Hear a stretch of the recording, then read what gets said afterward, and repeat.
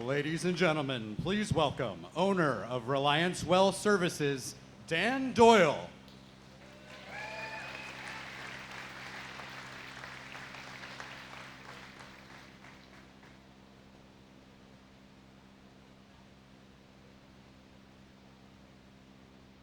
How you guys doing? Thanks for having me. I appreciate the chance to talk about my industry. I'm the owner of Reliance Well Services. We frack wells, Appalachian Basin, Illinois Basin, and out in Wyoming. And we run a oil company out in Wyoming as well, where we do wells kind of similar to the Marcellus wells. So we've been really affected by this current administration, and I can get a little to that now. But little background on fracking. Fracking is the only thing that's reduced CO2 emissions in the country. That's it. None of the stuff that the environmentalist groups have done anything. It's been fracking by displacing coal. We're also blamed for all the methane in the atmosphere. That's equally untrue.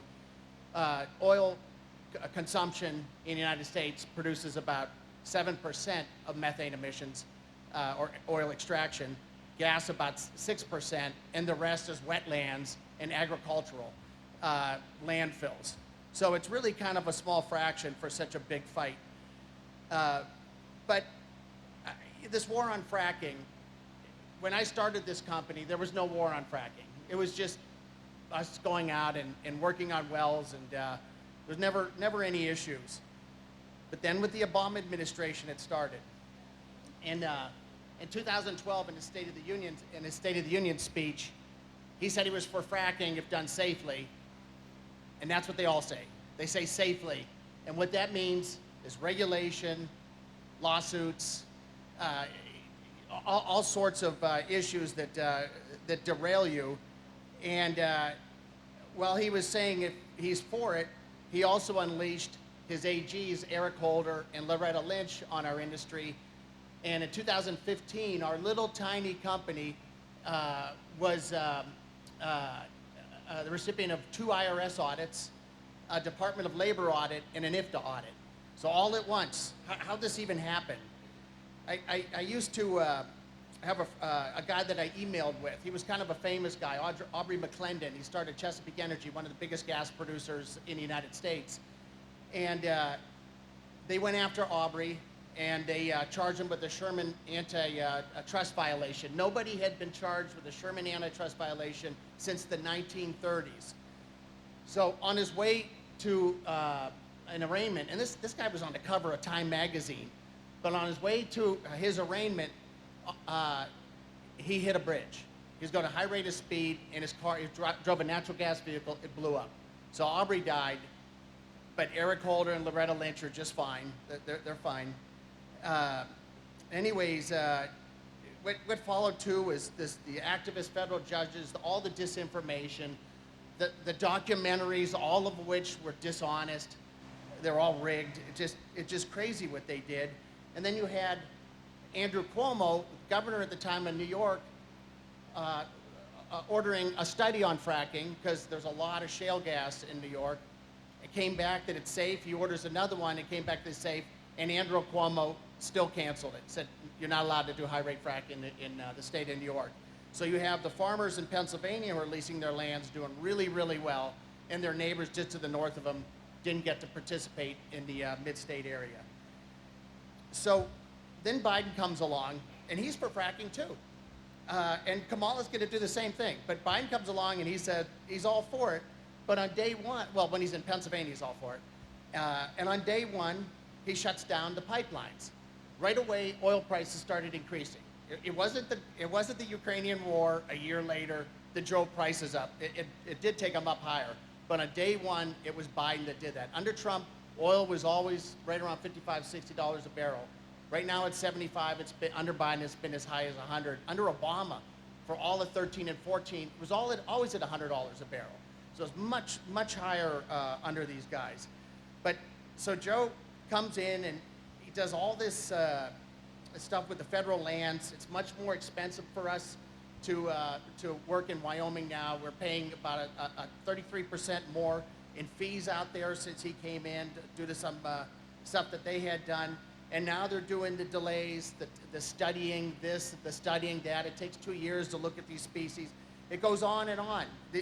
All the NRDC lawyers that come at you, all of that stuff goes on. All they do is try to stop things or slow it down, and all they do is raise the price of oil because you can't get stuff done with these guys. And I'll get to why how my industry has evolved and how safe it is now. But anyways, now we have Kamala, and Kamala was against fracking. Now she's for it, and she'll be back against it on November 6th. If she wins on November 6th, she's back against it. No doubt about it. So what Kamala's going to come in and do is she's going to create the nanny state, the green nanny state, and she's going to push green energy. And she's, we're going to have the studies, the lawsuits, the delays, the regulation. And what we're also going to have is more of an industry that's kind of like our industry right now. In 2024, our industry's been cut in half, the service industry throughout the lower 48, because everyone's afraid to work. Nobody understands what's happening in this election. So we're working half as much this year as we did last year. Last year, people had come to peace with the Biden administration, but everybody's afraid of what he would become, not having to face another election, and now you have this lady going in. So as to Kamala, if you want to know what she's going to do the same thing Biden did when he said he was for it. She's going to do the same thing Obama said when he said he was for it. What she's going to do is she's going to shut us down. And it'll be by way of regulation. You only have to see what she did or what they've done in California. California is plugging all sorts of productive wells right now. I just talked to a friend of mine that works offshore California, and they're plugging perfectly good wells because of the regulatory environment there. So it's making oil more expensive, and it always does. This is what they do. But what Kamala's going to do is push renewables. And the truth of the matter is, renewables don't really have much heft. They really don't work that much. 20 years ago, the oil and gas, coal, nuclear, renewable mix was about 80-20, 80-10 for the renewables. Right now, solar and wind are about that. Solar and wind are still 9% of our total mix, about the same as it was 20 years ago for solar and wind alone. And they are saying it's transformative. This isn't transformative. It's just hundreds of billions of dollars in subsidies that are amounting to nothing. All these companies are not only getting subsidies, but they're getting all these kickbacks. It's exposed, but they all sorts of benefits to operating, and they're still going bankrupt. There's like been 100 bankruptcies in the solar and wind industry, and it doesn't work. The stuff doesn't really do much because it's passive. I mean, it works on demand, but it doesn't work the way, say, nuclear or oil and gas works, where you could store it. And so what we'll have is a waste stream. And they never talk about this. They talk about clean energy alone. Oh, this is clean, it's clean. Well, sure, a windmill turning is clean, and a solar panel sitting is clean. But what goes into it? It's all these rare earth minerals, 70% of which China owns. They've gone around the world, in Africa, all the mines, buying up all the cobalt and nickel. So they own 70% of these reserves. They own about 90% of the global lithium reserves. And of course, they're feeding our internet with why these renewables are the way to go. Another thing about renewables is the storage problem. And the storage problem requires batteries. Batteries require nickel and cobalt, and it requires smelting.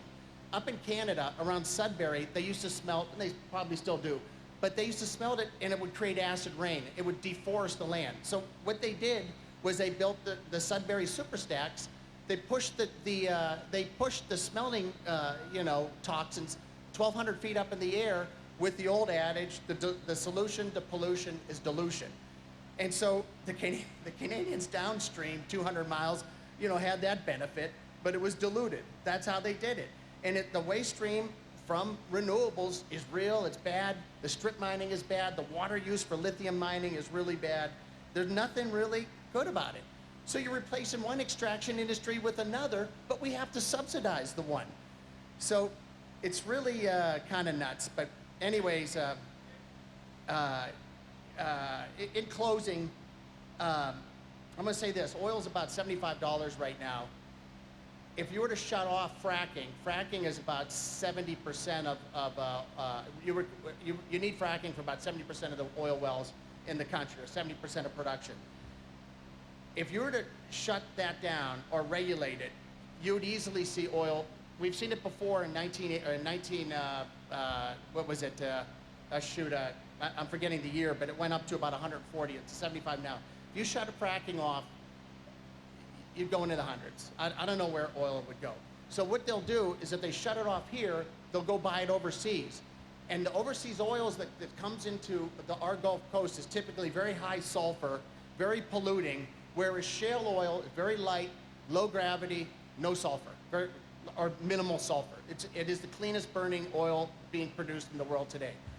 So they would take that away from us and just really sort of create a disaster.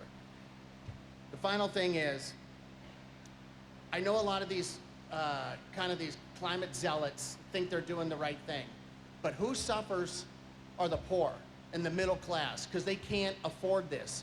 And really, they're not really doing much for the environment, but what they're doing is they're hurting the people. And it's terrible. It's terrible what they've done to the middle class, and especially people that just can't afford energy as it is. So I appreciate it. Thanks so much.